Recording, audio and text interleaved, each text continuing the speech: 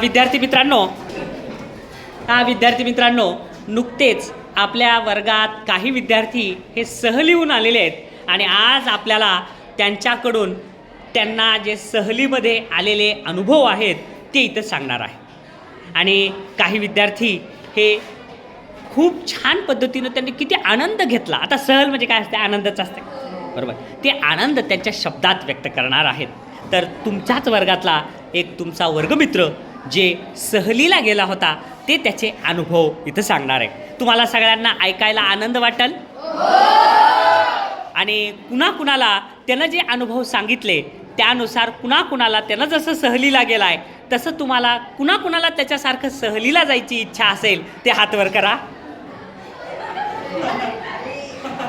का रे, एकाचाही हात वर नाही? पटके नाही पण हात वर आता कुणाचाच नाही हात वर. का सहलीला जायचं नाही? हा ओके. तर त्याचं कारण आहे तुमचा हात वर न करण्याचं.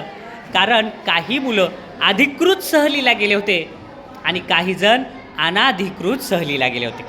जे अनाधिकृत सहलीला गेले होते ते अनाधिकृत सहल म्हणजे काय?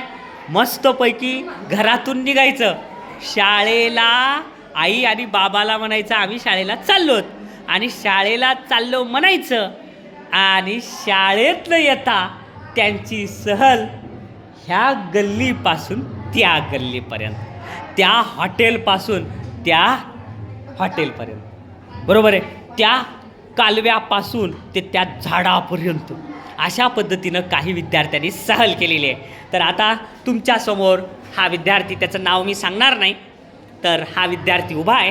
ह्यानं जवळपास 10 ते 15 दिवस अशी सहल केली. किती छान. दररोज घरात दिवाळीपासून, अरे वा वा वा वा, म्हणजे बघा किती ह्यानं जीवनाचा आनंद किती घ्यायला आहे. असं छान आनंद घेत जगलं पाहिजे माणसाने. अरे जाऊ द्या तिकडा अभ्यास मस्तपैकी 10-15 दिवस किती मस्त फिरला. घरी सांगितलं मी शाळेत चाललो, शाळेत वाटायले घरी होय. आणि हे विद्यार्थी वा वा वा बेटा, व्हेरी गुड, व्हेरी छान, व्हेरी नाईस, व्हेरी गुड. अशाच प्रकारचा जीवनात तुम्ही पण आनंद घ्या.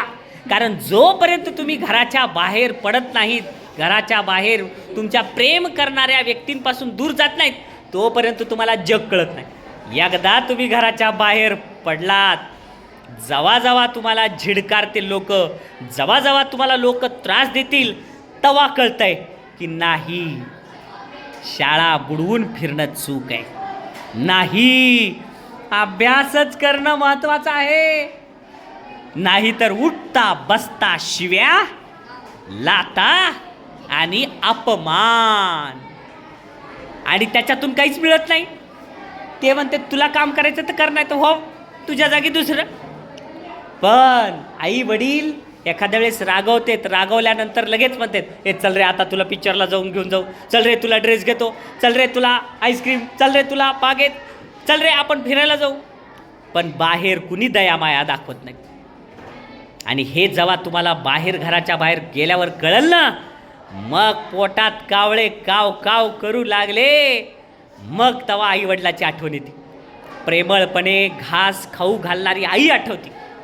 मायेनं वडील रागू लागल्यावर आपली बाजू घेणारी ताई आठवते. शाळेत भांडणं झाल्यानंतर आपल्या पाठीमागं उभं राहून चल रे तुला कोण मारायला बघू दे मला, असं म्हणणारा आपला भाऊ आठवतंय. आणि शाळेमध्ये मोफत ज्ञान देणारे शिक्षकसुद्धा आठवते, जे की कुणीच सांगत नाही. रस्त्यानं तुम्ही जर कुणाला विचारलात हे रस्ता इकडे गेल्यावर तेच आदर्श नगर इकडचं आहे का, ते हटकून सांगतात तिकडं नाही इकडे म्हणतात. पण ज्ञान देणारे हे शाळेतले शिक्षक एकमेव ज्ञान देतात आणि ज्ञान देऊन तुम्हाला शिकवतात की तुम्हाला मोठं व्हायचंय, पुढं जायचं. लक्षात आलं? हे घराच्या बाहेर राहिल्याशिवाय कळत नाही. मला वाटतंय की आता हा विद्यार्थी तो उभं राहिला आहे, ह्याला नक्कीच पश्चाताप झाला, म्हणूनच ह्याला मी स्क्रीनवर घेतलं नाही. ह्याला दुःख झालं आहे, मनातून दुःख झालं आहे. आणि ह्यानं पण आता खरं सांग, तो आता इथून पुढं बघा त्याला पण दुःख व्हायलं. हे महात्मा गांधीजीने सांगितलंय, पश्चातापेन शुद्धी. जोपर्यंत तुम्हाला पश्चाताप होत नाही तोपर्यंत तुमचं अंतःकरण शुद्ध होणार नाही. आज ह्याचं अंतःकरण शुद्ध झालं. ज्या वेळेस ह्यानं दुःख व्यक्त केला, याच्या डोळ्यात पाणी साचलेलं आहे, म्हणजे ह्यानं आता इथून पुढं तसं कधीच करणार का बाळा? इथून पुढं तसं कधीच करणार नाही, कधीच शाळा बुडवणार नाही. त्याच्यामुळं तुम्हाला जर खरंच काही कारण असेल तर ते कारण आम्हाला सांगा, मोकळं राहा, पण शाळा बुडवू नका. तुमची आई वडील, भाऊ बहीण, काका काकू, मामा मामी, आत्या मामा, सगळे नातेवाईकांना एकच वाटतंय, सगळ्या तुमच्या मित्रपरिवाराला एकच वाटतंय की तुम्ही खूप मोठे व्हावं, शिकावं, पुढे जा. म्हणून इथून पुढं तुम्ही लहान आहेत, इथून पुढं नुसतं 8वीचाच वर्ग म्हणून नाही, 9वी 10वी 11वी 12वी चुकीच्या संगतीत राहू नका. चांगल्या लोकांच्या सोबत राहा. जे लोक तुम्हाला तुमची एनर्जी वाढवायला मदत करतात त्यांच्यासोबत राहा आणि यशस्वी व्हा. मग आता इथून पुढं सगळेजण शिस्तीचं पालन करून जीवनामध्ये तुमचे सगळे जे ठरवलेले स्वप्न आहेत, चांगले स्वप्न, ते पूर्ण करा. हां, अशा पद्धतीनं आगाऊपणा करू नका. मला पण वाईट वाटतंय, मला जर सारखे पालकांचे फोन येऊ लागले, सर आज आलता का हो आमचा मुलगा शाळेत? आम्ही म्हणतोच नाही. सर आज आला का हो शाळेत? आम्ही म्हणतोच नाही. सर मी बघा हो खेड्यात असतो आणि आमचा मुलगा बघा बरं शाळेत चाललो म्हणायला यायचं नाही, आज आलाय का शाळेत? आम्ही म्हणतोच नाही. आम्हाला वाईट वाटतं. ठीक आहे, तुम्हाला बऱ्याच जणाला वाटत असेल की तुम्ही आमचे काही नातेवाईक आहेत का वाईट वाटायला, पण दररोज आपली जी भेट होती त्याच्यामुळे एक वेगळी अटॅचमेंट तुमच्यासोबत एक निर्माण झाली. तुम्ही जर वर्गात नाही आलात, तुमचा चेहरा नाही दिसला, आम्हाला सुद्धा चुकल्यासारखं वाटतं. अरे आज कसं काय झालं? अरे आज ते तर तिथं बसत होता, आज अपसेट कसं? आम्हालाही ती रिकामी जागा बघितली की तुमची आठवण येते. त्याच्यामुळं कुठल्याही परिस्थितीत तुम्ही सगळ्यांच्या भावनाचा आदर करा. तुम्ही लहान आहेत म्हणून मोठ्यांचे जे सांगितलेले आज्ञा आहे ते ऐकणार. इथून पुढं एक जण इथं उभा आहे, ठीक आहे, ह्यानं चूक केली, पण खाली बसलेल्यापैकी कुणी इथं उभा राहू नये ह्याच्यासाठी म्हणून तुम्हाला सांगायला. लक्षात आलं बालकांनो? हां, नाहीतर तुमची अडचण म्हणजेच आमची अडचण, तुमचे गुण म्हणजेच माझे गुण आहेत. तुम्हाला परीक्षेत 100पैकी 100 पडले तर ते माझेच गुण आहेत, तुमचे परीक्षेत 100पैकी 0 पडले तर ते माझेच गुण आहेत.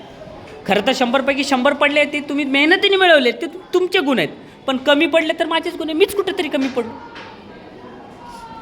मलाही वाईट वाटतं. त्याच्यामुळं ह्यांना दुःखी झालं आहे, ह्याच्या डोळ्यात पाणी आलं आहे म्हणून तुम्हाला ते दुःखी म्हणून दिसायला आहे, पण माझं अंतकरणात पाणी झाले, मला अंतकरणात दुःख व्हायला. असं तुम्ही करू नका बा. आलं का लक्षात? हे समजलं सगळ्यांना? लक्षात आलं? आज मी तुम्हाला खूप सौम्य भाषेत सांगितलं आहे. जर तुमच्यापैकी कुणी असंच बेजबाबदारपणे जर वागलं रे तर मला अत्यंत कठोर भाषेत सांगावं लागेल. आणि ज्या वेळेस शिक्षक कठोर भाषेत समजावतात ना त्यावेळेस त्याचे परिणाम काय होतात बघा. नीट बस रे, तुम्हाला खूप मोठं व्हायचं आहे. काल तुमच्या अभिप्रायामध्ये तुम्ही काय लिहिलात सगळ्यात शेवटी? माननीय मुख्यमंत्री साहेब, आम्ही तुमचा ते आवाहन आहे ते आवाहन तुमचं वाचलं आणि त्या आवाहनानुसार आम्ही सुद्धा आमच्या ज्ञानाचा वापर महाराष्ट्राच्या विकासासाठी करणार लिहून दिलंय तुम्ही. मग तसंच तुमच्यामुळं महाराष्ट्र, सेलू तालुका, आपला जिल्हा, राज्य, भारत हे मोठं व्हावं हे प्रयत्न. Okay, thank you.